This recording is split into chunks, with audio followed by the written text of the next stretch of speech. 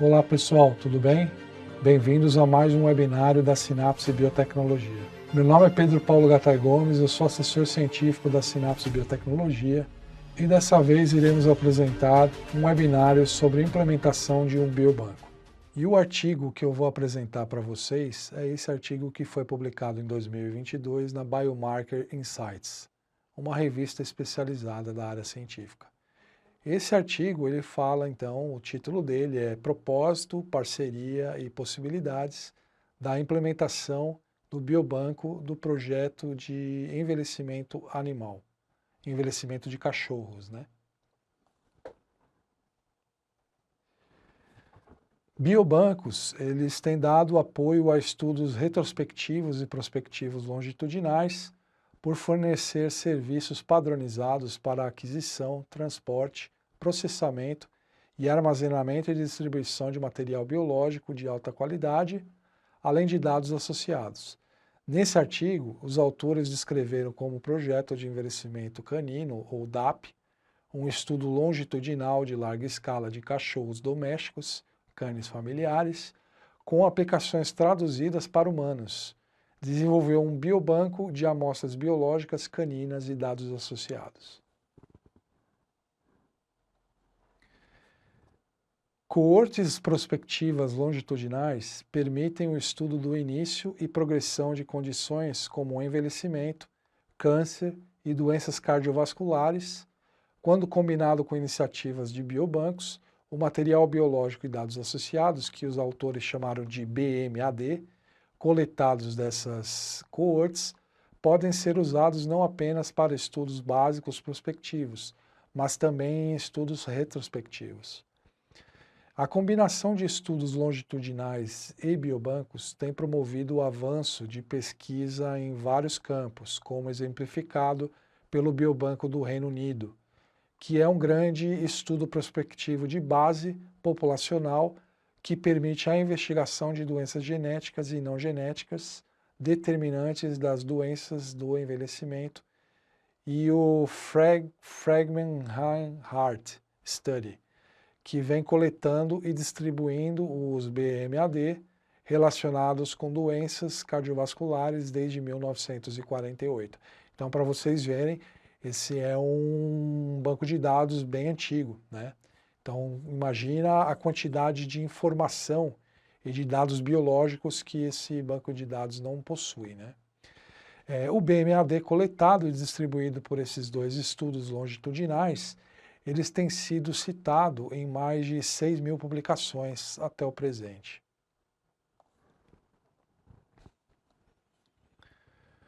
Os biobancos, eles podem melhorar a rastreabilidade, autenticidade e adequação ao propósito do BMAD, fornecendo serviços padronizados para aquisição, transporte, processamento, armazenamento e distribuição de bioespécimes. Conformidade com os padrões de biobancos e implementação de um sistema de gestão de qualidade, SGQ, pode melhorar ainda mais a qualidade desses materiais, garantindo que as operações do biobanco sejam realizadas de acordo com os procedimentos estabelecidos e promovendo melhorias contínuas de processos.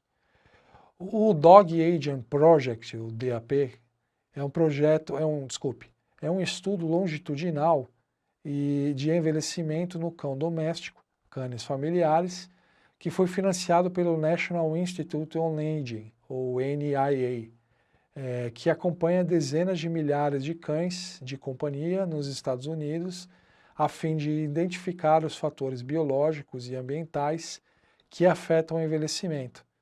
Como os cães domésticos eles apresentam muitas das mesmas doenças relacionadas à idade como humanos, e compartilham seu ambiente de vida e muitos de seus fatores de risco associados, eles representam um modelo, então, de tradução ideal de envelhecimento. Além de apoiar o DAP nos objetivos de pesquisa, todos os BMAD coletados pelo DAP são disponibilizados para pesquisadores externos. Assim, o Biobanco DAP foi criado para apoiar os objetivos imediatos do DAP, bem como pesquisas futuras pela comunidade científica, garantindo a integridade e adequação ao propósito de seu BMAD. Por sua vez, o Cornell Veterinary Biobank, que é a sigla CVB, aqui tratada nesse artigo, um recurso central na Faculdade de Medicina Veterinária da Universidade de Cornell, também chamada de CUCVM, tem apoiado o desenvolvimento biomédico e translacional na comunidade de pesquisa na Cornell University e também internacionalmente desde 2006, coletando, adquirindo, processando, testando a qualidade, armazenamento e distribuição do BMAD. É o primeiro biobanco do mundo para receber o credenciamento da Organização Internacional de Padronização, a ISO, referência à normativa ISO 20.387/2018, que são requisitos gerais para o biobanco, tendo implementado um sistema de gestão de qualidade e demonstrou conformidade com o padrão para todos os seus processos listados. Nesse trabalho, foram descritos como o CVB desenvolveu o biobanco DAP através da implementação de um sistema de gestão de qualidade e pela utilização de uma estratégia dinâmica que permite permite ajustes em tempo real dos processos em resposta aos dados de avaliação de risco, resultados preliminares da implementação do processo e de forma precisa.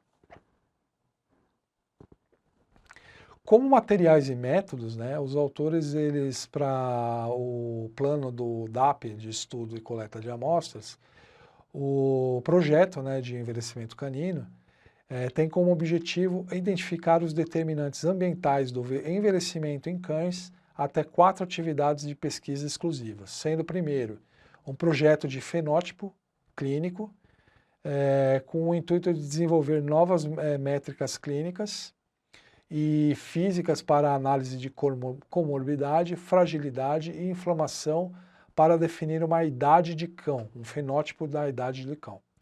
Segundo, um projeto de genética com a finalidade de identificar variação associada com características relacionadas ao envelhecimento e com longevidade excepcional, por sequenciamento do genoma inteiro.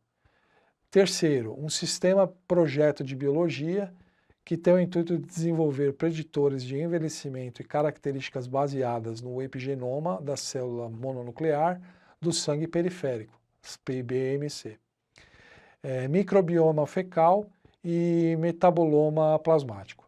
E quarto, o teste de rapamicina em cães idosos, também chamado de tríade, que é um estudo duplo cego controlado por placebo, onde foi projetado para testar o efeito da rapamicina em baixa dose no tempo de vida e longevidade em cães de meia idade de raças grandes.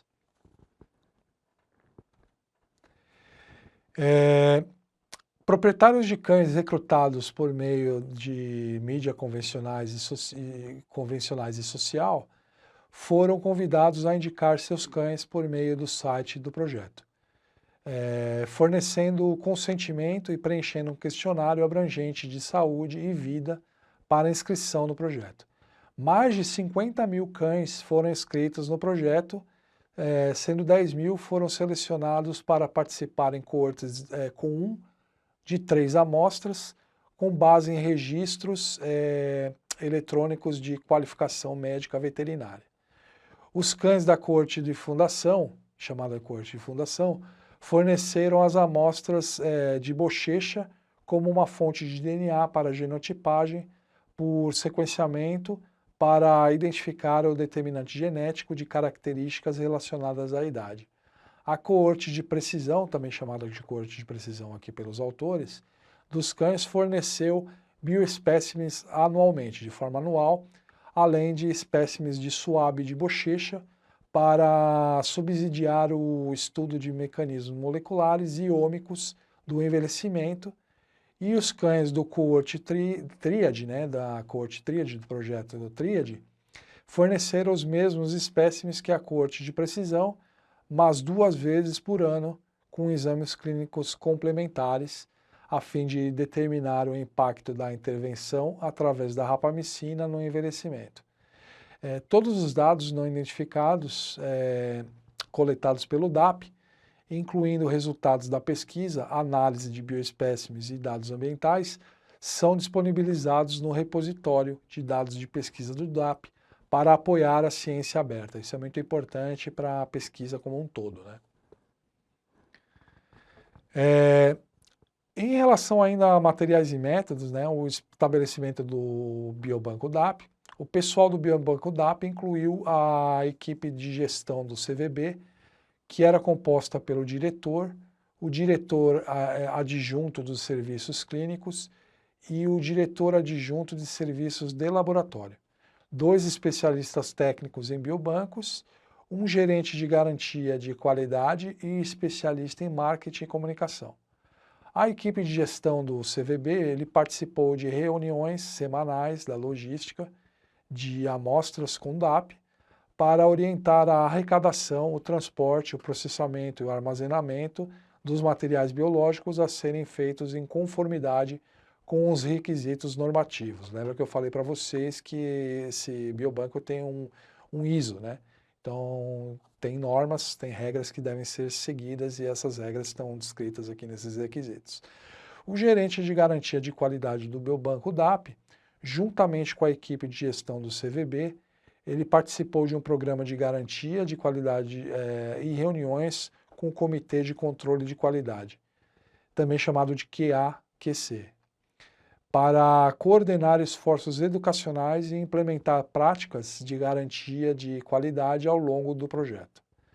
O especialista em marketing e comunicação do Biobanco participou de reuniões semanais com a equipe de comunicação externa da DAP para alinhar os objetivos de marketing e coordenar a criação e disseminação de conteúdo, além de reuniões semanais para esforços de recrutamento e retenção de participantes do projeto.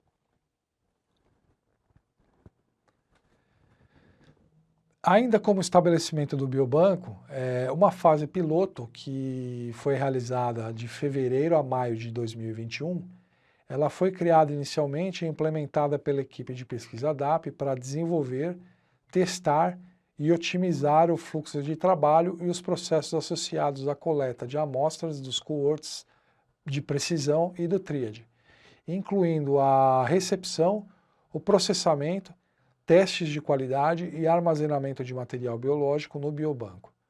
Após a conclusão da fase piloto, a implementação das melhorias identificadas, foi então iniciada a fase inicial, que se deu de julho a outubro de 2021, que foi feita de coleta, processamento e armazenamento de espécimes dos participantes do projeto DAP. Como a estabilização inicial e transporte para o biobanco DAP, após o processamento pelo laboratório DAP, no laboratório da Universidade do Texas, também chamado de TAMO aqui no artigo, as amostras de sangue periférico, mononucleares de sangue periférico, amostras de soro e plasma, foram temporariamente armazenadas a menos 80 graus em caixas de armazenamento de 2 polegadas, por tipo de amostra até o envio noturno em gelo seco para o biobanco DAP no CU-CVM. Os containers de transporte consistiam em uma caixa externa de papelão com um container interno isolante de poliestireno. A data e a hora de chegada do biobanco foram registrados juntamente com a presença de gelo seco restante e se os espécimes estavam congelados.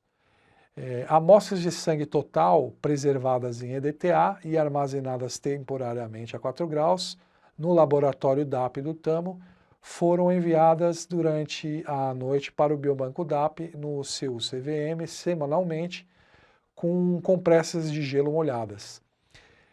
Frascos de sangue foram colocados em capas absorventes e sacos plásticos que podem ser fechados novamente e enviados em containers como descrito acima.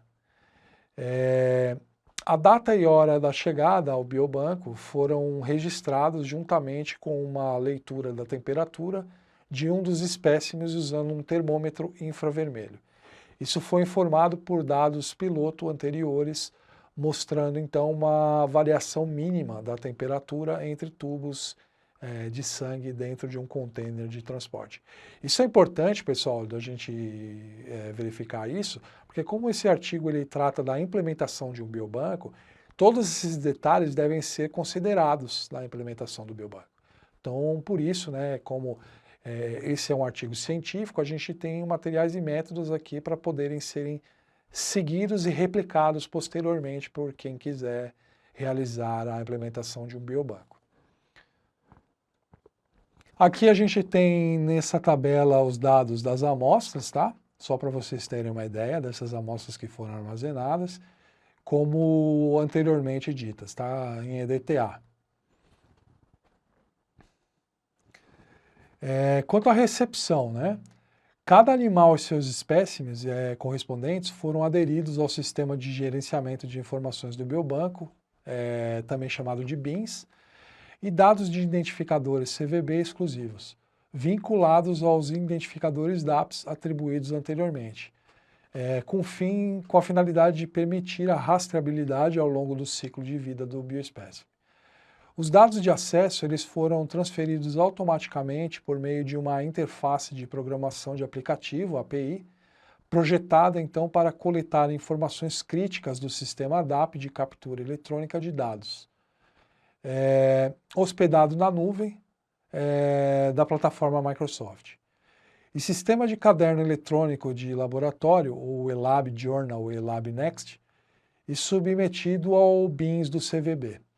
Enquanto o DAP ele retém informações demográficas, clínicas e ambientais sobre os participantes do banco para serem disponibilizadas ao ser solicitado pelos pesquisadores ao CVB, apenas acessando as informações necessárias para seus processos e para manter a rastreabilidade que vai ser apresentada no próximo slide na tabela 2.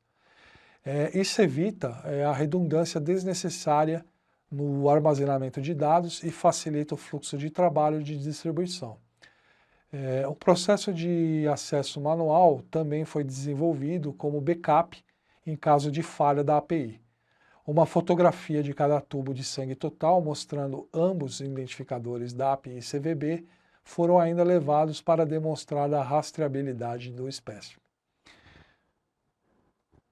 Então aqui nessa tabela a gente vê algumas informações dessas amostras, tá? Que contém informações do nome do animal, identificação, do espécime coletado e tudo mais, tá? Todas as informações contidas no biobanco. Quanto ao processamento, né? Para cada participante do projeto DAP, o DNA genômico de alto peso molecular foi extraído de um tubo contendo EDTA de sangue inteiro, usando um método padrão de precipitação de sal. Células vermelhas de sangue foram lisadas usando 3 vezes o volume de solução de lise de sangue original, de cloreto de amônio. Glóbulos brancos foram peletizados por centrifugação e lisados por incubação em um volume de 1 vez de sangue original de solução de lise. Com 0,2 mg por ml de proteína K em 55 graus por 1 hora, seguido de incubação em temperatura a temperatura ambiente por mais de 24 horas. Proteína foi precipitada a partir do lisado, usando 0,4 vezes o volume de sangue original de solução de acetato de amônio 10 molar e foi realizado posteriormente então uma centrifugação. O DNA ele foi precipitado do sobrenadante usando isopropanol 100% e purificado usando etanol 70%. Antes sendo reconstituído em tampão TE. A concentração total do DNA e a pureza desse DNA foram determinadas por espectrofotometria em um nanodrop, ND1000. A integridade do DNA foi determinada por eletroforese, que forneceu o número de integridade de DNA, também chamado de DIN, que pode variar de 1 para um DNA completamente degradado, até 10 para um DNA completamente intacto. O tubo restante de sangue total com EDTA foi dividido em alíquotas de 0,5 a 1 ml e transferidas para criotubos usando agulhas 18G e seringas adequadas para medições precisas e facilidade de transferência. Nenhum procedimento adicional foi realizado no plasma, soro ou amostras do sangue periférico, uma vez recebidas pelo banco.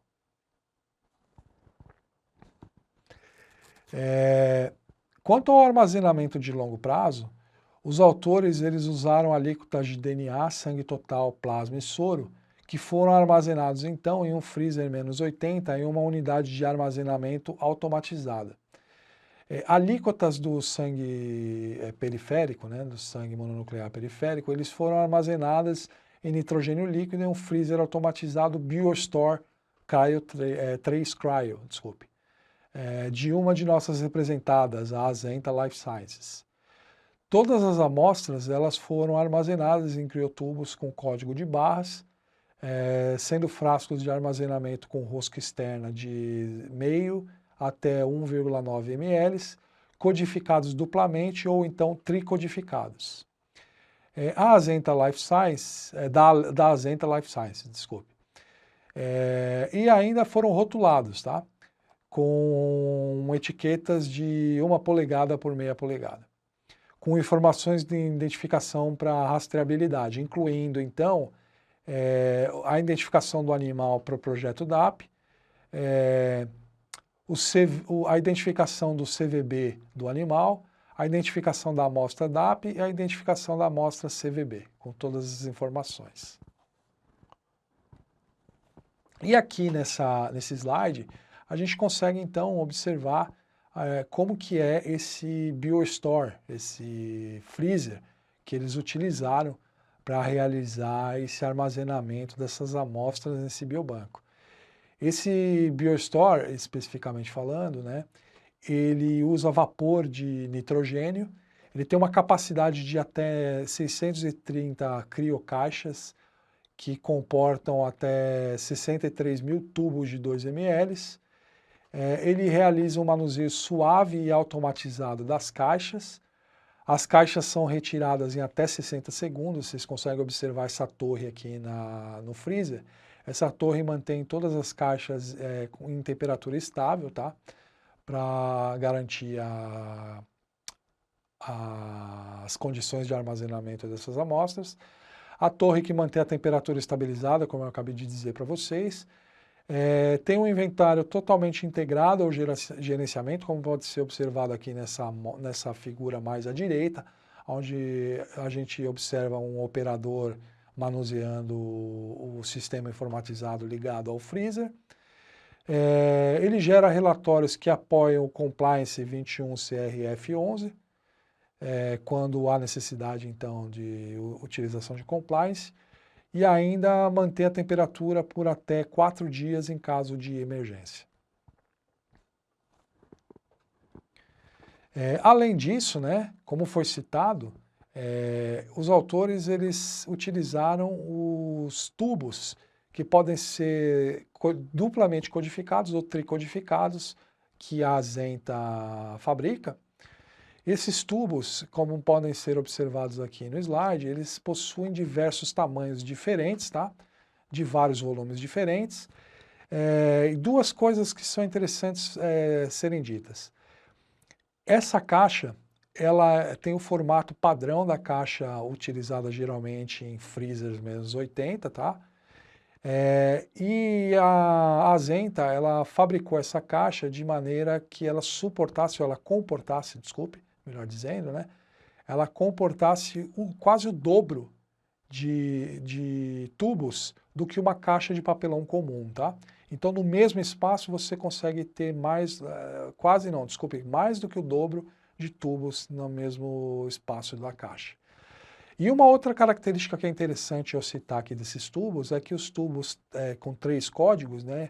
Especificamente o código que fica na base dos tubos, como pode ser observado aqui na figura ao centro, esse código é um código chamado 2D Data Matrix, que foi criado pela Azenta, que é importante dizer que é um código dito redundante. O que isso significa? Significa que se parte desse código por algum motivo for perdido ou riscado, a informação daquele tubo, da amostra contida naquele tubo, não se perde, porque ela vai poder ser lida em outras partes desse mesmo código. Tá? Então isso é muito importante para quem realiza gerenciamento de grandes quantidades de amostras em biobancos.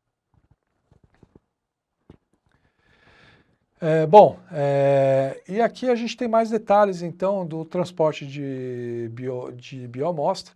E durante a fase piloto do DAP, que foi de fevereiro a maio de 2021, bioespécimes foram coletados de 18 cães para testar os procedimentos de transporte, a duplicidade de esforços e garantir o uso ético e cientificamente rigoroso. Uma vez aprovado, o biobanco DAP remove os espécimes do armazenamento e os processa conforme necessário. Certificados de materiais são criados para fornecer aos pesquisadores informações pertinentes à adequação para o propósito pretendido dos espécimes. Um modelo de contrato de transferência de material ele foi criado para a distribuição de espécimes no biobanco DAP, a fim de permitir essa transferência desse material sem nenhum problema legal. Um programa piloto de bolsas foi desenvolvido para financiar pequenas pesquisas inovadoras e promover a distribuição e utilização dos bancos de espécimes utilizados pelo projeto DAP. Processamento e armazenamento. Amostras de sangue total em EDTA foram enviadas do TAMO para o CU-CVM em 6 lotes, que vai ser apresentado na figura 1 no próximo slide. Com cada lote contendo bioespécimes de 2 a 5 cães. 4 lotes chegaram dentro de 24 horas, após o envio com temperatura média de 9,25 e 2 foram atrasados durante a noite, chegando aproximadamente 48 horas após o envio comum a temperatura média de 16 graus. Durante a fase inicial do DAP, bioespécimes foram coletados de 91 cães. Amostras de sangue total em EDTA foram enviadas do TAMO para o CVM em 16 lotes, que vai ser apresentado na figura 1, com cada lote contendo bioespécimes de 2 a 11 cães. 14 lotes chegaram dentro de 24 horas do embarque, em temperatura média de 12,65 graus. Um atrasou durante a noite, chegando aproximadamente 48 horas após o embarque com temperatura de 17,6 graus. E um atrasou por 2 dias, chegando aproximadamente 72 horas após o envio, numa temperatura de 22 graus. Após a chegada da terceira remessa, atrasada em julho, o método de envio foi então alterado para um padrão durante a noite, para prioridade durante a noite, para diminuir o risco de atrasos no trânsito. As seguintes 14 remessas chegaram dentro do prazo esperado. Apenas uma última remessa foi atrasada durante a noite, apesar do método de envio atualizado. Bom, aqui então a gente vê como as amostras foram separadas, né? Foram enviadas, né? Foram embaladas e enviadas. Amostras de sangue total, soro, plasma, sangue periférico, enfim. Um outro produto que a Azenta fabrica, que é importante falar, que serve para transporte de amostras, é o CryoPod Carrier, que é um produto compacto, leve e portátil, que mantém amostras a menos 150 graus por até 3 horas, possui um datalog de temperatura, data e tempo, possui alarmes audiovisuais e dessa forma consegue realizar um transporte seguro de amostras. As alíquotas de bioespécimes, além dos 109 tubos de sangue total usados para extração de DNA, o biobanco ainda recebeu mais 108 tubos de sangue total preservado em EDTA, que foi dividido em 164 alíquotas para armazenamento, o que está apresentado aqui na tabela 3 abaixo. O intervalo médio de preservação para a amostra de sangue total foi de 8, mais ou menos 2,8 dias. O biobanco recebeu hemoderivados de 106 cães, 101 desses cães tinham amostras de sangue total de banco correspondentes, enquanto 5 não tiveram sangue total coletado para o biobanco. No total, 273 alíquotas de 76 amostras de sangue periférico 130 alíquotas de 78 amostras de plasma e 70 alíquotas de 46 amostras de soro foram armazenadas. Todas essas amostras aqui contidas na tabela 3 abaixo.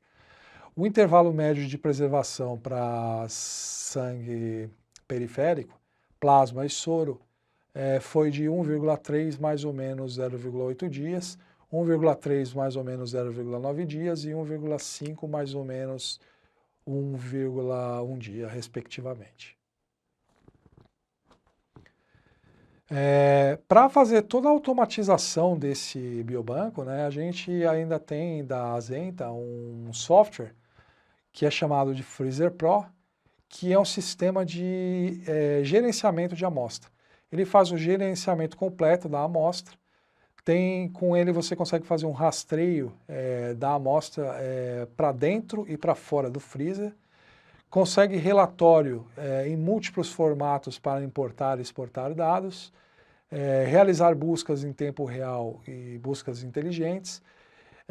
Além de registros completos e auditáveis. Tá? Então isso é importante dizer que você consegue controlar quem vai conseguir usar o biobanco, quem vai conseguir acessar uma determinada rack do biobanco, uma determinada caixa de um biobanco, tá?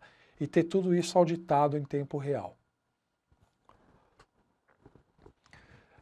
Como controle de qualidade de bioespécimes, né, as métricas de qualidade das amostras são mostradas na tabela 4, são agrupadas por fase do projeto e status da remessa.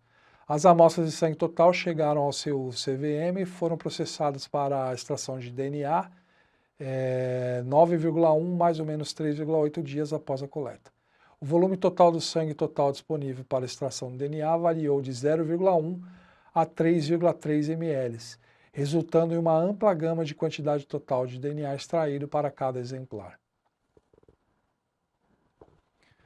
Como controle de qualidade de bioespécimes, a gente ainda tem aqui nesses gráficos, né, a qualidade e a quantidade do DNA que foi coletado. Tá?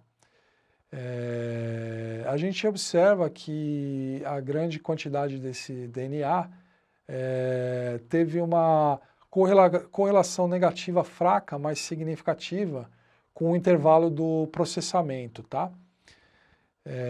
Isso é importante por conta daquelas questões que eu apresentei para vocês anteriormente, dos atrasos que houveram nas remessas das amostras. Tá?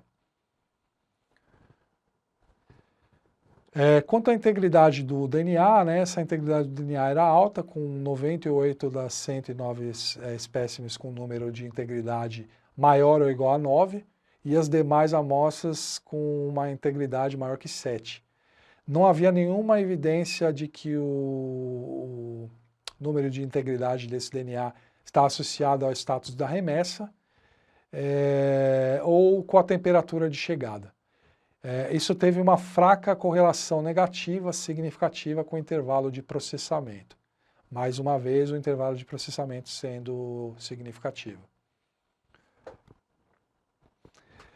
Como conclusão, os autores eles descobriram que é vantajoso para os pesquisadores desenvolverem biobancos desde os estágios iniciais do desenho do estudo e planejamento, pois as pessoas que trabalham com biobanco podem fornecer uma visão única e soluções para preservar a integridade, a adequação e rastreabilidade das bioespécimes e dados associados.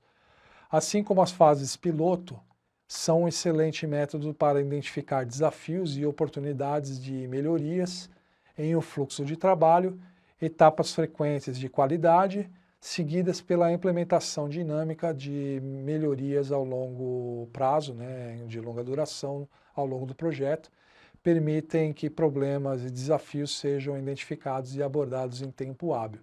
Além disso, em grande escala, estudos longitudinais podem se beneficiar muito da experiência do pessoal como garantia de qualidade e especialistas em marketing e comunicação, para garantir a adequação à finalidade e o uso otimizado de suas amostras.